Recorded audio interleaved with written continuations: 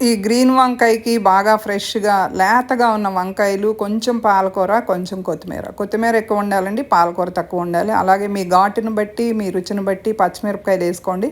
అల్లం, వెల్లుల్లిపాయలు, కొంచెం జీలకర్ర, చింతపండు కొంచెం, చాలా కొంచెం ఏసుకోండి. మొత్తం అంతా మిక్సీ చేసుకొని, ఇలా ముక్కలు మాత్రం ఇలా కట్ చేసుకుంటే బావుంటది.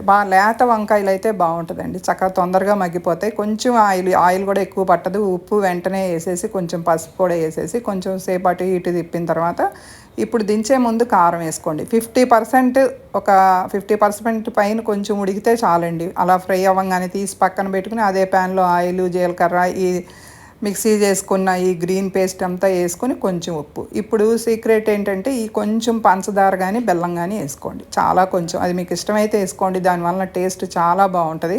వేసామా వేయలేదా అన్నట్టు కొంచెం వేసుకోవాలన్నమాట. అంతే, అయిపోయింది. కూర చాలా టేస్టీగా ఉంటుందండి.